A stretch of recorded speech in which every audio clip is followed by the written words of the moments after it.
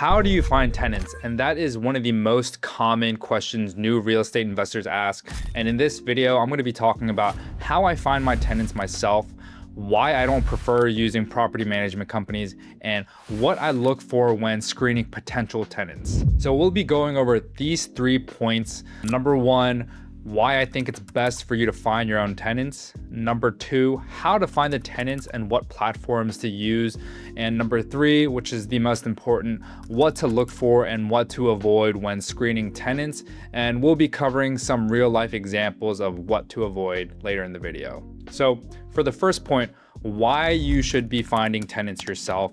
And for a lot of small landlords, this comes down to 2 main reasons, which is reducing risks and saving money. Nobody cares more about your property than you do. And most management companies will just check off boxes. They will screen applicants based on their credit, their background checks, their income verification. And while that is all important, that does not tell you whether a tenant will be good. You want to know whether they're responsible, communicative, easy to work with, and the best way to determine that is by speaking to them yourself. Now look, there are probably great management companies out there, but when you are first starting out with 1 or 2 properties, one bad tenant can make or break your investment. Also, property management companies will charge for their services, whether it's a leasing fee or an ongoing management fee, and these fees add up and start to reduce your cash flow. So to summarize, the 2 main benefits of finding tenants yourself are reduced risks and cost savings. So now that we covered the reasons why you should find tenants yourself, we're going to go over how to find tenants and what platforms to use. So I'll be going over 2 different types of listing platforms in this video. First, I'll be going over traditional listing platforms like Zillow and apartments.com, and I would highly recommend these as these platforms have a large reach and are very easy to use. You can screen tenants, you can sign leases, and even receive payments on these platforms. However, there are a few cons with these platforms because of its high visibility. You will encounter unserious and unqualified renters who are just window shopping, although these platforms do a better job with filtering so you don't invest too much of your time.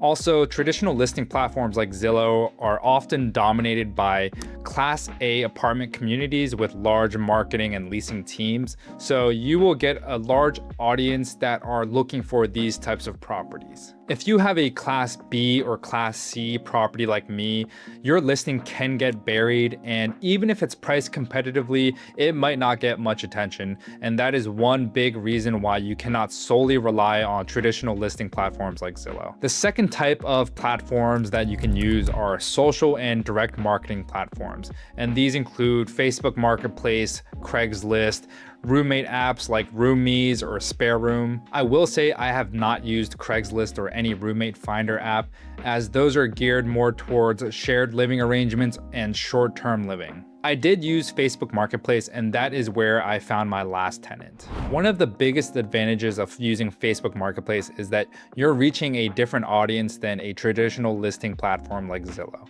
Finding tenants is ultimately a numbers game. The more qualified people that see your listing, the better your chances of finding the right tenant. For example, once I listed my property on Facebook Marketplace, I got waves of Spanish-speaking inquiries. And this was a demographic that I was not hitting on traditional listing platforms. Another benefit is that in some cases, you can get a better sense of who you're talking to. And if the potential tenant has an established Facebook profile, you can get a quick temperature check and learn a little bit more about them beyond what you would be able to with a rental inquiry from Zillow. Of course, this should never replace proper screening, but this could just provide additional context. I've also found that many people searching on Facebook are looking for alternatives to large corporate style apartment communities found on traditional listing platforms like Zillow. So if you own a Class B or Class C property, Facebook can be a great way to find renters who prioritize affordability and value. The biggest downside of Facebook Marketplace compared to Zillow is, generally speaking, the noise.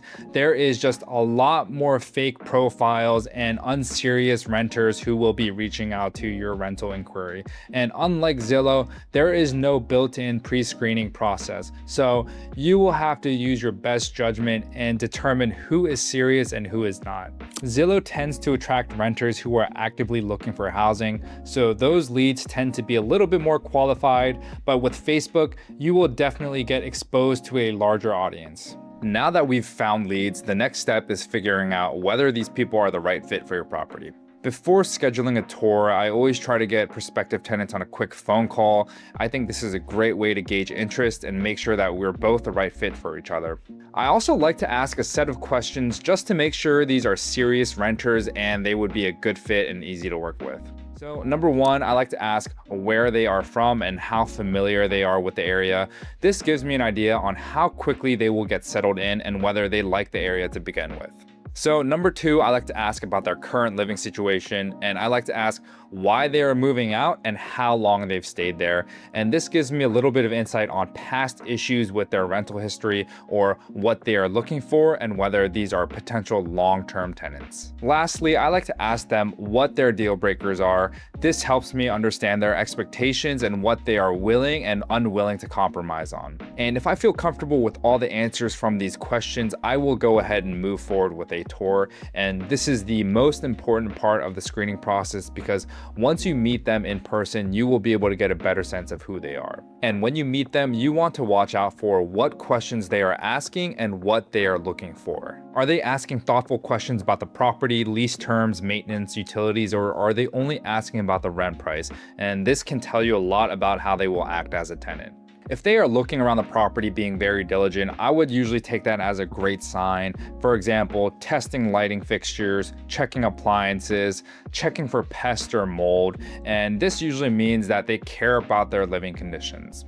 However, if they're being very picky about cosmetic things, this may be a red flag. I once had prospective tenants complain about markings in the baseboard or the color of the wall paint or even the smell of cleaning products. And while this doesn't necessarily make them bad tenants, this may mean that they might require more attention throughout the lease. The key is understanding whether a tenant's expectations align with the property you're offering.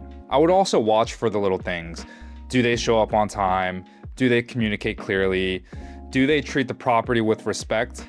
These small details will tell you a lot about the tenant that you cannot get from an online application. Now that we've covered what to look for in a tenant, let's talk about what not to do. And number one, that is, don't rush the process. Don't be afraid to let the property sit vacant for an extra month or two if that means finding the right tenant. A tenant who pays on time, respects the property, and wants to stay long-term is far more valuable than filling up a unit as quickly as possible. If you rush to place a tenant simply because they meet the requirements on paper, you may end up paying for it later. In many cases, waiting for the right tenant will save you time and money in the long run. Number two is don't take every explanation at face value. A lot of the time, you will encounter applicants who will immediately start explaining to you why they don't meet certain requirements. Now, having a lower credit score or a difficult rental history doesn't automatically make someone a bad tenant. Life happens. What matters is whether the explanations can be verified. And in my experience, most explanations cannot be verified, and people who constantly blame others or avoid taking responsibility are more likely to cause issues down the road. I've had countless applicants try to bring up excuses or reasons on why they don't meet certain requirements, and they're usually trying to play into your emotions. I'll go over 3 real-life examples of messages I got and show you guys what I'm talking about. For the first example, this person said she was going through a divorce which has affected her credit score, and while that can be a totally valid reason, her credit report was showing extensive credit card and auto loan debt, and there's just no way I can verify her low credit score is due to her divorce. Again, this doesn't automatically make someone a bad tenant. We just need to look beyond the explanation and evaluate the entire financial picture. For the second example, this person said his credit got hit during COVID, and while this could be true, we need to evaluate the situation. We can take a look into his credit report and see if missed payments and debt was an issue during COVID lockdown periods, but ultimately we will never know what caused his credit issues and cannot take his word at face value. For the last example, this person has a longer explanation on why they needed to move out, and while I'm not saying they were lying, it did seem a little defensive and I wasn't sure why they were sharing this information with me.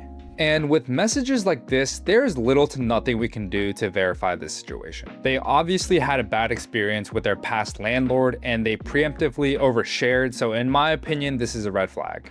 They also might anticipate that something will come up during screening, whether it's a past dispute or an eviction, so they may be trying to frame themselves as the victim before any questions arise or you find out. Take these examples with a grain of salt. I can't know for certain whether these explanations are true or false, but I can evaluate the information and make an informed decision on who I think is the best fit for my property. At the end of the day, tenant screening isn't just about credit scores, income, and background checks. It's about understanding who you're renting to and whether they're a great fit. So take your time, ask questions, and trust your instincts. Don't rush to fill a vacancy, and don't accept every explanation at face value. The right tenant can make your investment feel effortless, while the wrong tenant can turn it into a second job.